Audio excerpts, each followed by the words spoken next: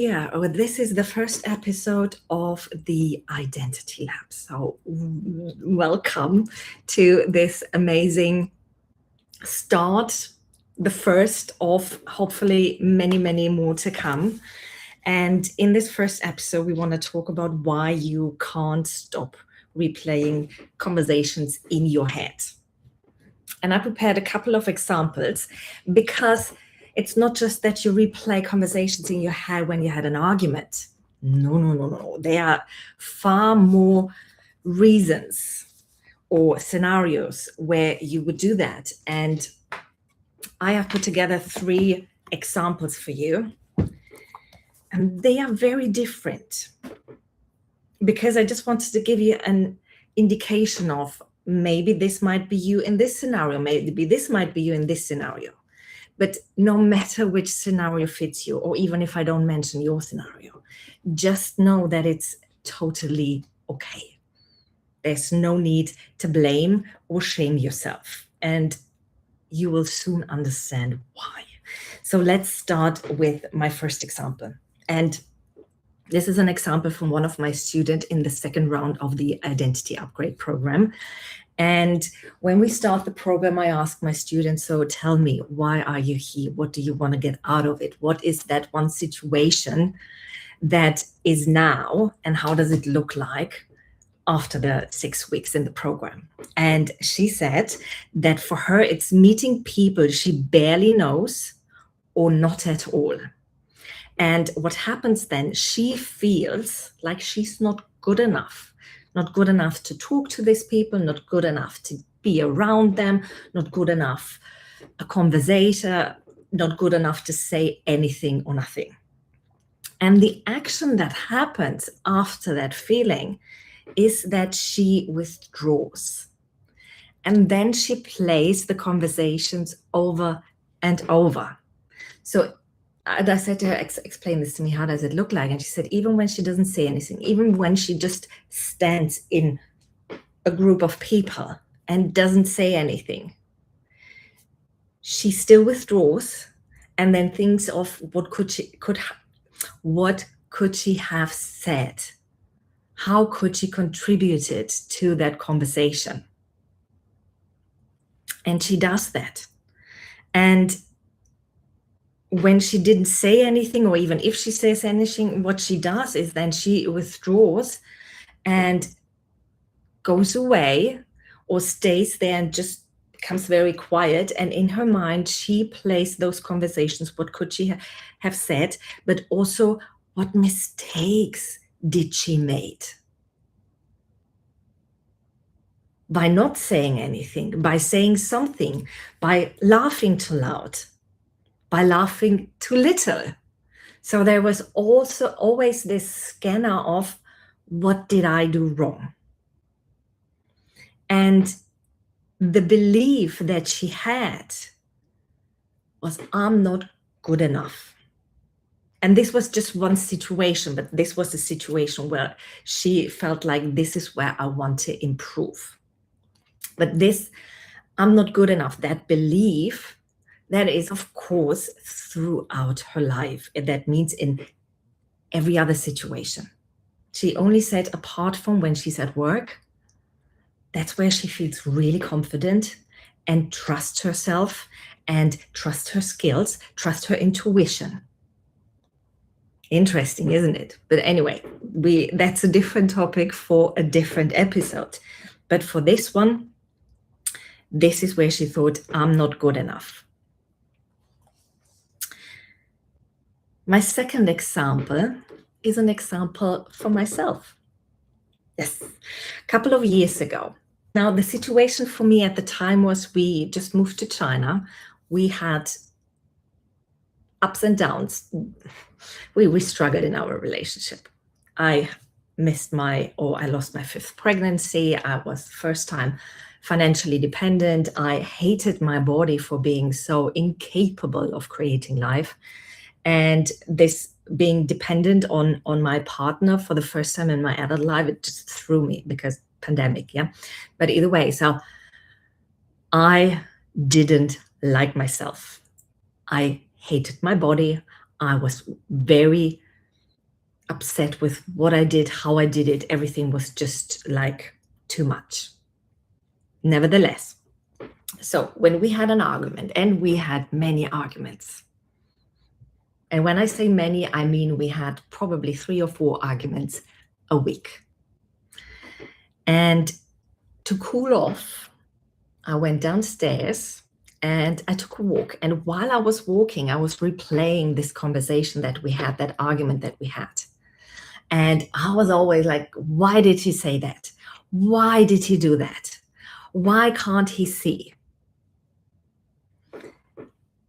And I was looking for ways that he could have said it differently, how he could have like majestically just see me as this wonderful person and say, I save you. You poor little thing, of course you're right. And you haven't done anything wrong. It's just me. Yeah. And my belief was that, oh, poor me. I'm the victim here. So at the time, I had very, very strong tendencies of I'm the victim. Life is happening to me. And while I was walking, cooling off, playing the scenarios, thinking of how could he now apologize when I come back, and he will now see what he did wrong and he will apologize. Big gestures. And of course, nothing happened. He didn't do it. Don't even apologize because he didn't see the mistake was on him. He just thought that I was the problem. I overreacted. We've come a long way since then. But at the time, that was when I was going through those conversations in my head over and over, because I was looking for that apology. I was looking for him seeing his mistake. I didn't make any mistakes. I was the poor victim.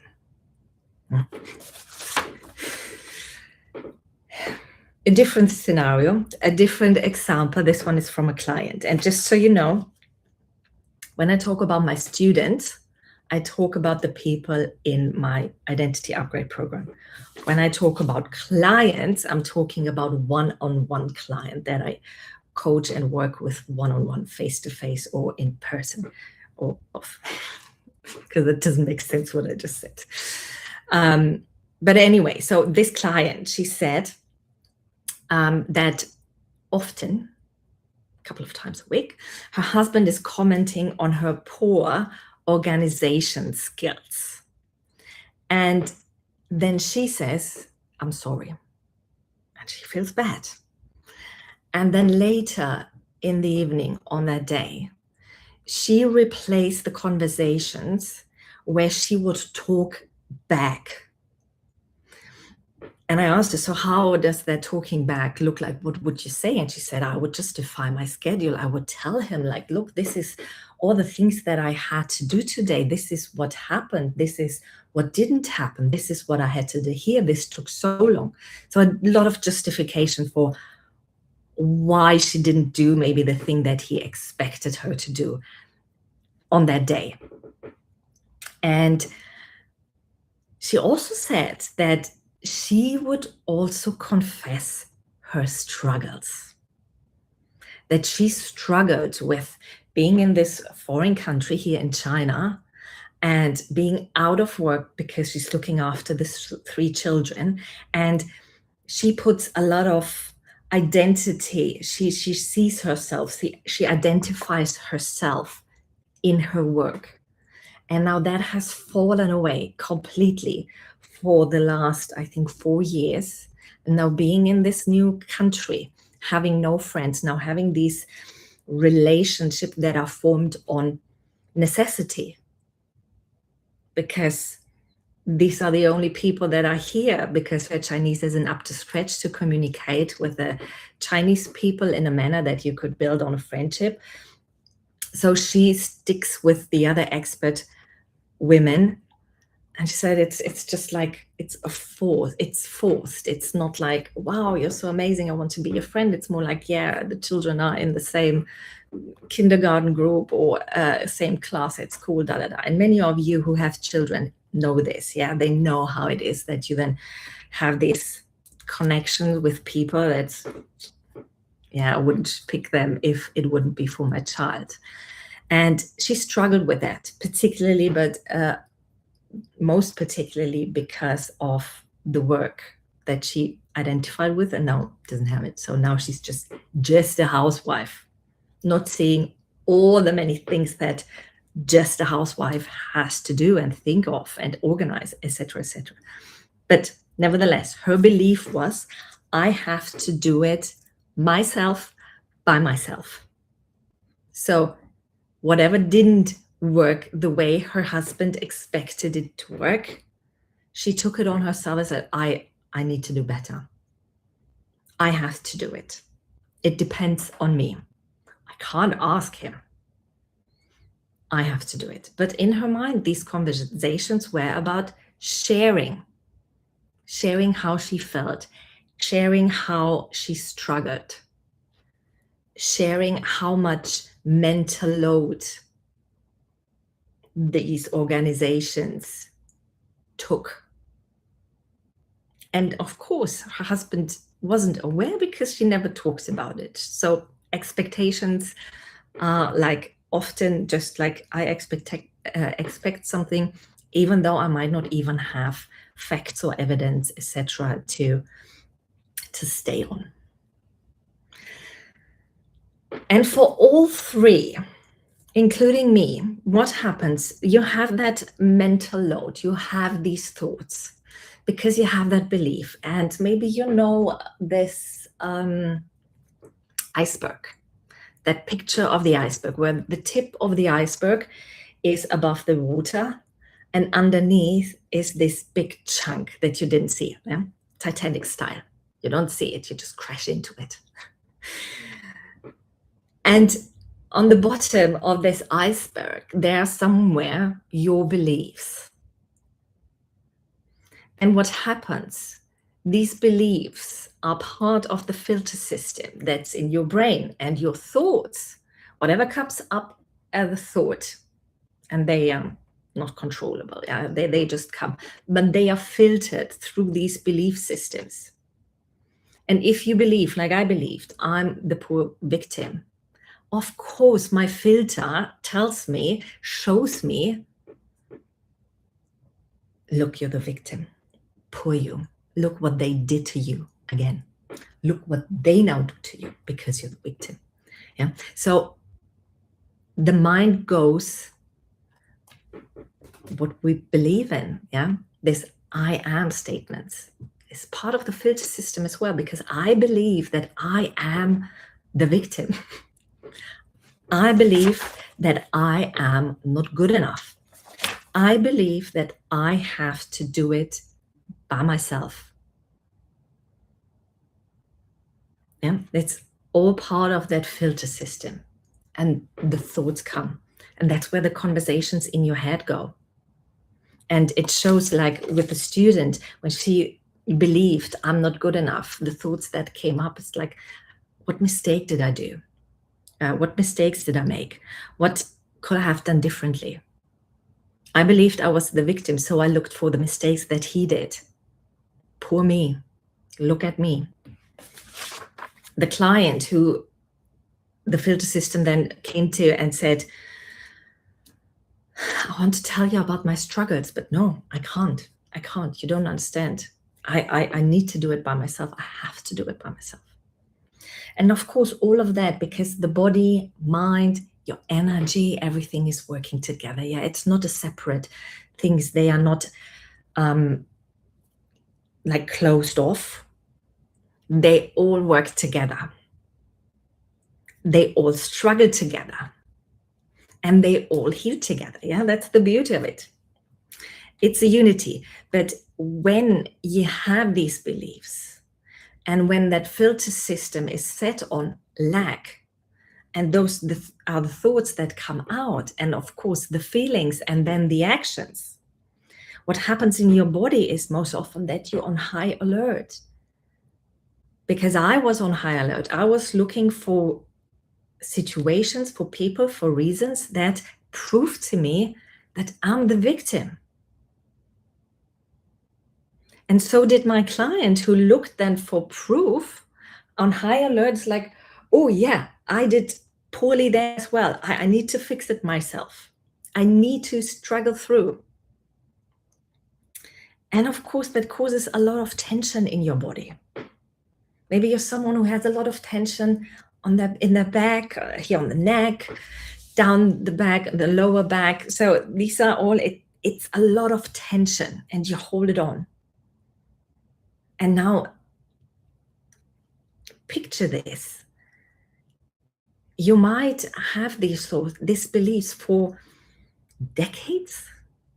That means for decades, you might be on this high alert and have this tension in your body. Not constantly, but every now and again, sometimes longer, sometimes stronger, sometimes less. But that's a lot of stress on your body and your mind. And your energy goes down. It's not just the physical energy for being motivated and doing. It's also the energy with what you attract in your life. Yeah, you're in an energy of lack, and that's what you attract. That's how it works. Now, the big question is, what do we do? What do we do when this is what happens to us, when these are the thoughts that we have, when this is the behavior that we display? And what all of these examples, and there are many, many examples, like I said at the beginning, there are so many different examples of why you have these conversations in your head, why you go through them. Could be different reasons, could be different beliefs. These are just 3 examples. But what they all have in common, and probably if you do that as well, you have that in common with us, is that you have that inner fight with yourself. And what I mean by that is you're fighting yourself. Yeah, you're at war with yourself. You're not accepting who you are today, the good, the bad, and the ugly. You want to be different. And particularly the student who thought like, I'm not good enough. She said, why can't I be more X, Y, Z? Yeah, whatever you want to put in there. But she said, why can't I be more authentic?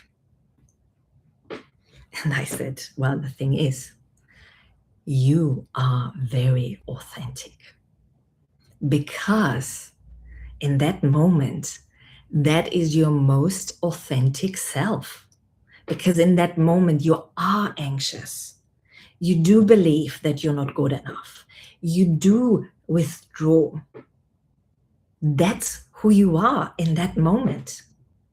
But she thought she needed to be different. Why can't I be more confident? Why can't I stop overthinking? That's what she thought. This is where I need to go. And that's fair enough. Yeah, we want to get there. But unless you stop that inner war by acknowledging and accepting that today I'm this anxious, withdrawing person that looks for mistakes in the words that she chose to use during a conversation. Full stop. No blame, no shame, no, but I don't want to, or I want to change that. How can I change that? So jumping a couple of steps ahead.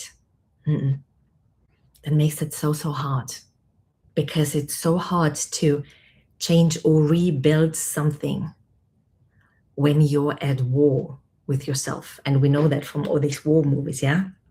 A lot of distraction is happening, distractions and demolition is happening, a lot of chaos, and then build something new with a strong foundation. I haven't seen that in a movie. Maybe you have. If so, tell me. But I haven't seen that in any war movie where they build something strong within that war zone. And that's why we want to stop that inner war first. And we're not saying, oh, this is me, hands off now. What do you want? This is me. Deal with it. It's not what I'm saying. That's a different thing. What I'm saying is we're accepting in the sense of saying, this is who I am now. Full stop. And when you can do that, and your body is calm, the tension is gone, the high alert is calmed down.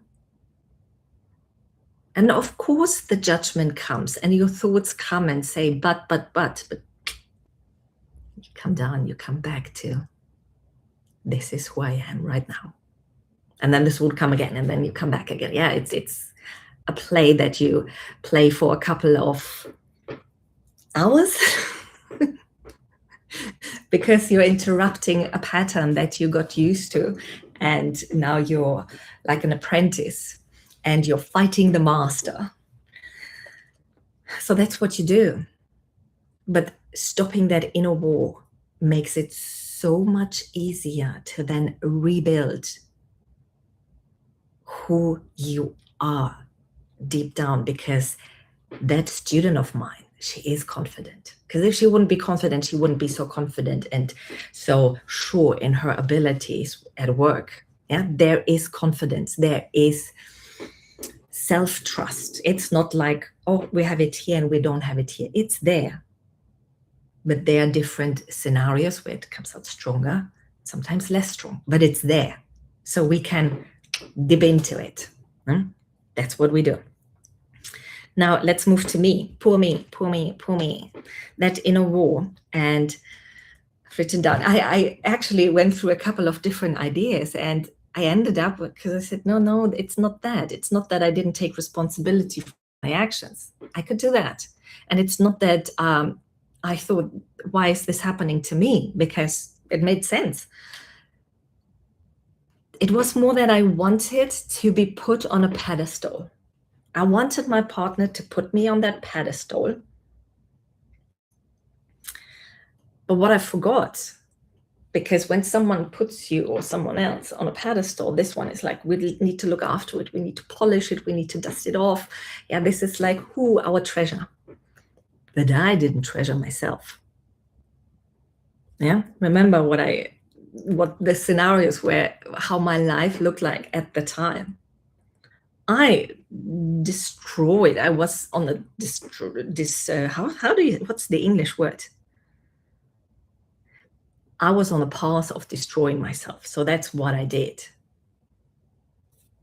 Yeah, my body, mind, like useless. Don't need it. Destroy it.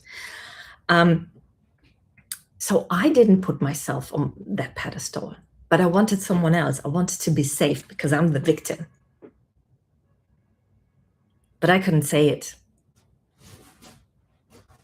I was at war with myself. Well, it's like, you need to do that because I can't do it. I can't.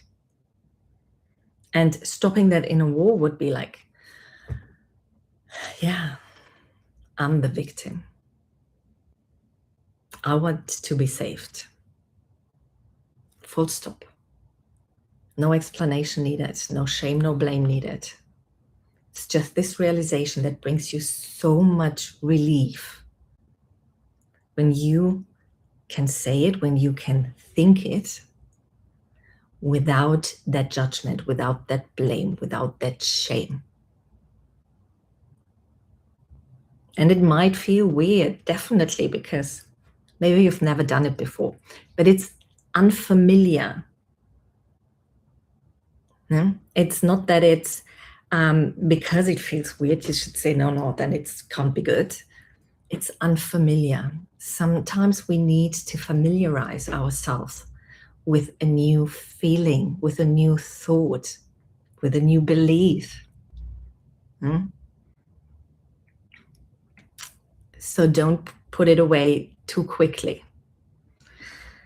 And for my client who thought I have to do it myself, by myself, for her, it meant that asking for help means being weak. That's weakness, and weakness is not acceptable. But saying that she struggled to even say it out loud,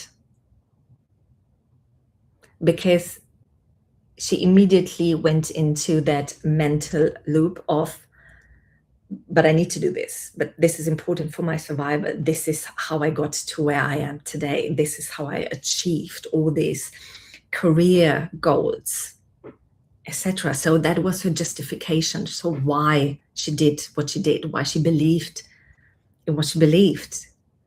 She had reasons, she had proof that it was working. But when we looked at her nervous system and her body and how that tension set on her, and constantly like fidgety, and I need to do something, I can't sit still, I need so this being so vigilant, that's a quite sure sign that your nervous system is on high alert. Yeah? And when we looked at that, when she became aware that that is playing together, and I said, just try, just say it and see what happens. And she did say it. And she had such a long breath out. It was such a relief, she said. And even though those thoughts came and said, no, hold on, you need to keep it up. But I told her they would come, and that's okay. They can come. We can let them go as well. So they come, we let them go. But that relief, that was so amazing to her for the first time in a long time. She said it's like dropping the weapons. It's just like, yeah, let's have a break.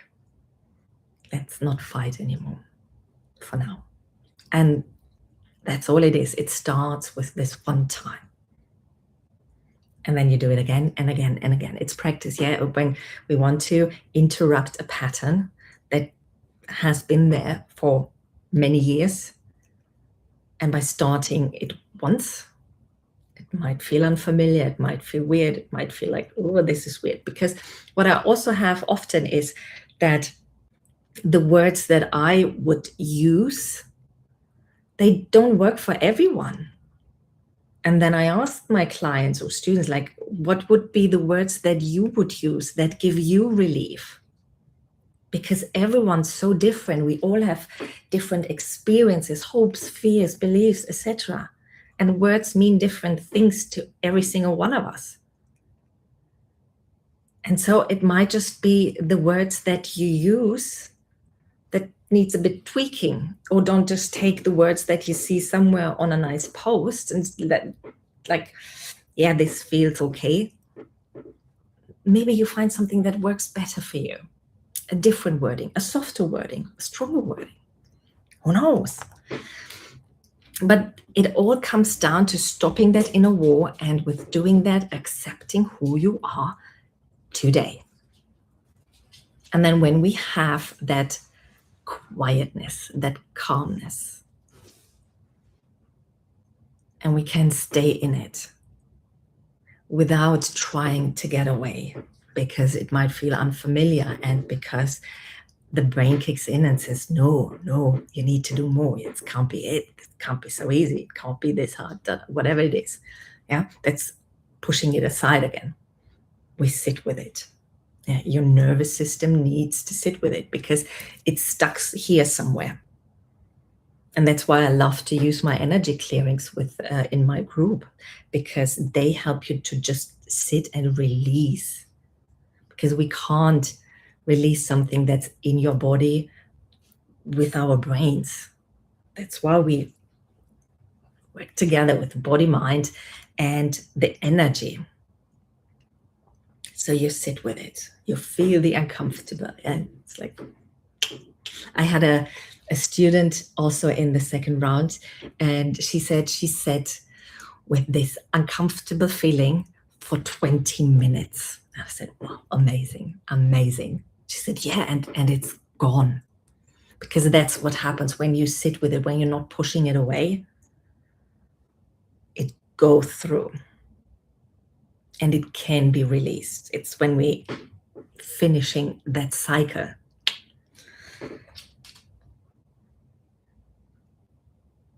So I'm just checking if I told you everything that I've written down, that I prepared for today. Accepting yourself, this is me today. And know why me, why them, why he, why her, why it. Yeah. Doesn't matter. We don't need an explanation or justification. Like, this is me today, with the good, the bad, and the ugly. Full stop. And like a beautiful side effect of when you start accepting yourself, when you stop that inner war with yourself, you start to accept other people. And I'm not saying that you drop your standards. I'm not saying that you drop your boundaries. That's not what I'm saying. But you let them be. And you see them for who they are.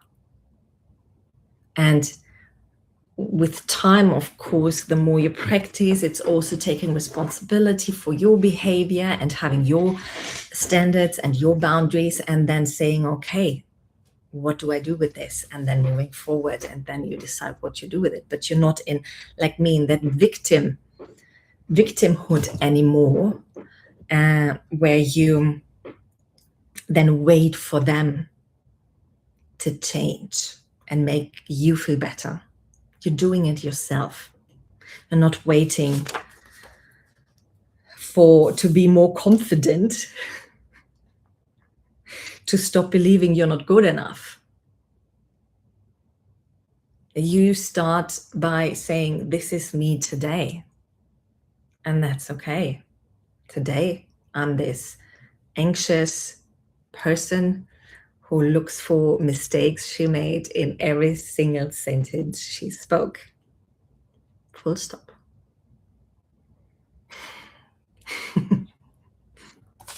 I think it sounds easy, but let me tell you, because I've been there just about 6 years ago, and what changed for me is literally that giving myself permission.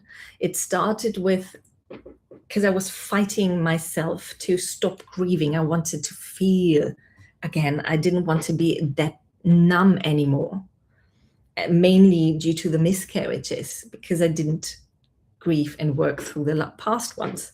So this one, the fifth one, that hit me so hard.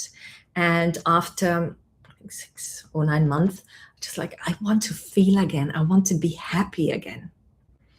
And this voice came in my head and said, just give yourself permission. Because in my mind, I thought, I need to finish grieving in order to be happy. Yeah, this one has to stop, then this one can happen. But this voice in my head, just do it. And I remember sitting on the balcony, I was like, I give myself permission to grieve for the rest of my life when something is triggering me. And that was it. It was just this relief in my body, my shoulder. It was literally like this ton of bricks fell off. Like, oh, I can breathe again, and I could smile again. And I didn't feel bad for smiling. Like, yeah, thank you. Thank you so much. It's like, and I'm still grieving when sometimes when I talk about the miscarriage, or I see a baby, or nothing happens at all. It's just like, yeah. And other times, it's like someone is stabbing me in the heart, and the tears come. And I let it happen. Both can exist. I can still grieve for the rest of my life. And I can be happy, enjoy life, be in it full time. Yeah? Both can exist. And that's the same what we do here with stopping that inner fight, allowing yourself to be who you are today. And then moving forward. It doesn't mean you need to change before you move forward. It simply means this is what I give myself permission today to be. And that's it. And tomorrow you might still be that anxious person. But because that inner war has stopped,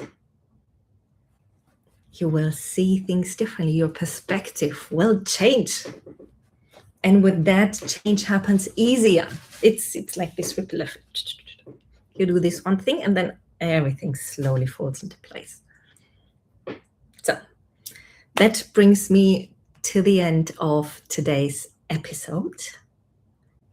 And I look forward to see you again, or I look forward to next week's episode.